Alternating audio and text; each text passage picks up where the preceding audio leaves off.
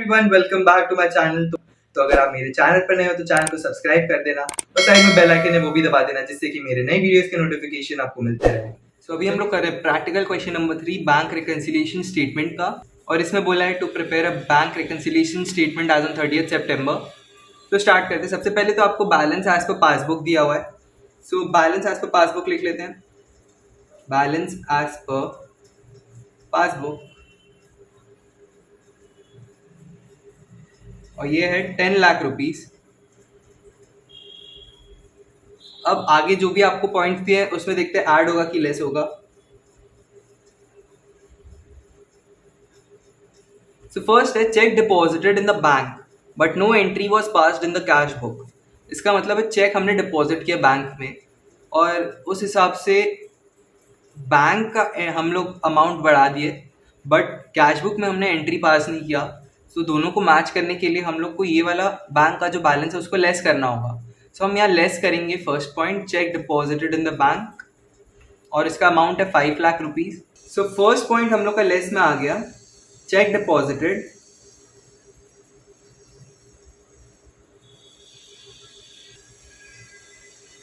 But not recorded in cash book, और इसका amount है 5 लाख रुपीज। चलते अगले पॉइंट पे। ये आपका नॉर्मल जो फेवरेबल बैलेंस है वही चल रहा है, बैलेंस एज पर पासबुक। इसमें कुछ आपको दिया हुआ नहीं है नेगेटिव में, या फिर इसमें डेबिट लिखा हुआ नहीं है पासबुक के साइड में। सो हम लोग इसे फेवरेबल बैलेंस ले समझ के ही चलेंगे।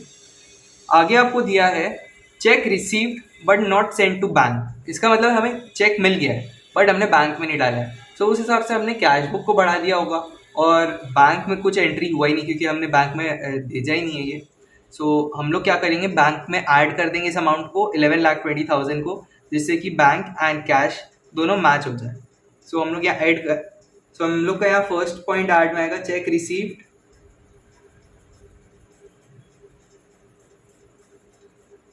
But not send to bank and amount is 11,20,000। चलते हैं नेक्स्ट पॉइंट पे। ये एकदम इजी पॉइंट्स था। उसके बाद दिया है आपको credit side of the bank column काश शॉर्ट। इसका मतलब हो गया कि ये नॉर्मल आपका बैंक का बारे में है कि क्रेडिट साइड मतलब कि रिसीव्ड वाला साइड बैंक में वो काश शॉर्ट है। सो हम लोग को बढ़ाना होगा बैलेंस पासबुक का। सो हम लोग सेकेंड पॉइंट या ऐड में लिखेंगे। सो हम लोग यहाँ लिखेंगे credit side of the bank column काश शॉर्ट। सेकेंड पॉइंट हम लोग का यहाँ पे आ गया ये point number 2, credit side of bank column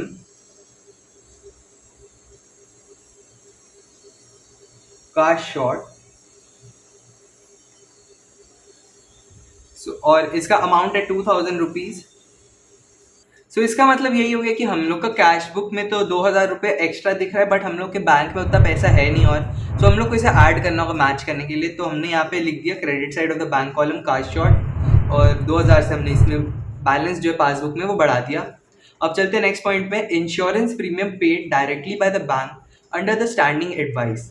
अब हम लोग का इंश्योरेंस प्रीमियम है जो बैंक ने डायरेक्टली पे कर दिया, तो बैंक में तो पैसे जो थे वो कम हो गए, और कैश बुक में हमने कुछ उसका एडवाइस मिला ही नहीं, तो रिकॉर्ड कुछ किया ही नहीं।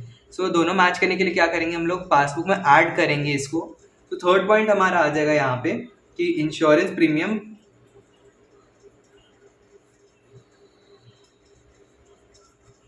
Paid directly by the bank,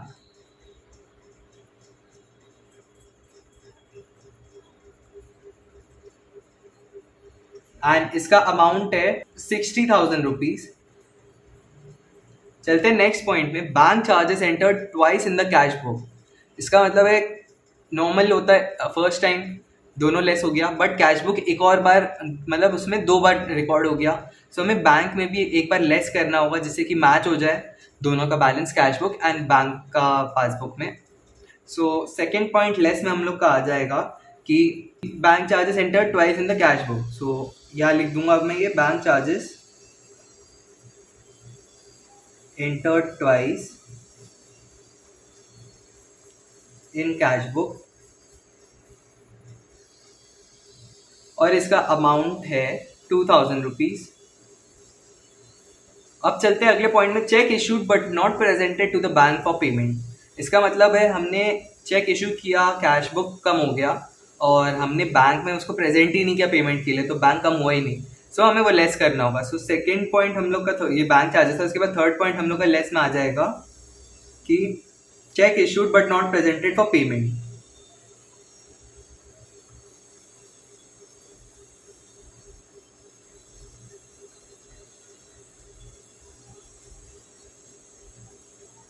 and इसका अमाउंट है 5 लाख रुपीज़। उसके बाद दिया check received enter twice in the cash book. इसका मतलब है कि हमने कैश बुक में एक बार एक्स्ट्रा रिकॉर्ड कर दिया है रिसीट को, सो हमें बैंक को भी इसके हिसाब से बढ़ाना होगा एक और बार। सो फोर्थ पॉइंट हम लोग का यहाँ आ जाएगा ऐड में कि check received enter twice in the cash book.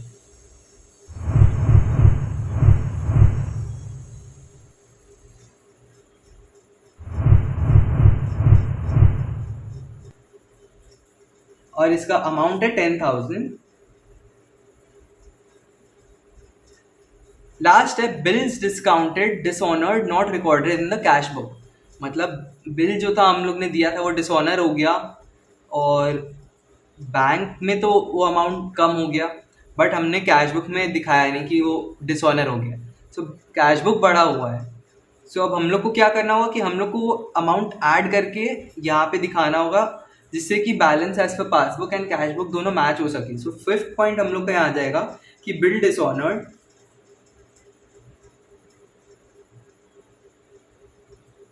Not recorded in cash book.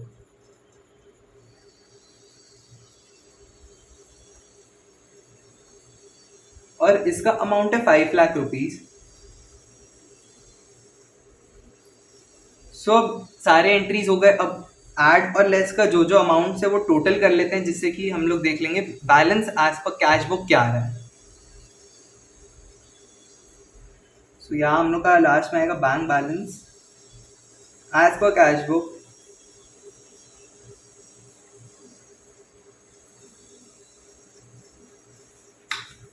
So total करते हैं पहले 11,20,000 plus 2,000 plus 60,000 plus 10,000 plus 5 lakh. So ये आ रहा है ऐड हम लोग का टोटल हो जाएगा 16,92,000। अब 16,92,000 में 10 लाख ऐड कर दूंगा तो ये 26,92,000 हो गया। अब लेस वाला ऐड करते हैं, ये तो यहीं से हो जाएगा 10,02,000। तो यहाँ पे 10,02,000 लेस होगा, तो 26,92,000 में से हम लोग 10,02,000 लेस करेंगे, ये होता है 16,90,000। सो ये हम लोग का balance as per cash book आ गया और इसी के साथ सारे एडजस्टमेंट्स भी हमने कर लिए यहाँ पे। सो यहाँ खत्म होता है प्रैक्टिकल क्वेश्चन 3। सो अगर आपको ये वीडियो अच्छी लगी तो वीडियो को लाइक करना, चैनल को अभी तक सब्सक्राइब नहीं किया तो सब्सक्राइब कर देना और मुझे इंस्टाग्राम पे जरूर से फॉलो करना। अगर आपको कोई भी क्वेश्चन में डाउट हो तो मुझे कमेंट सेक्शन में कमेंट करके जरूर बता देना। तो मिलता हूँ मैं आप सभी से अगले वीडियो में कुछ नए क्वेश्चंस के साथ। Till then stay connected guys.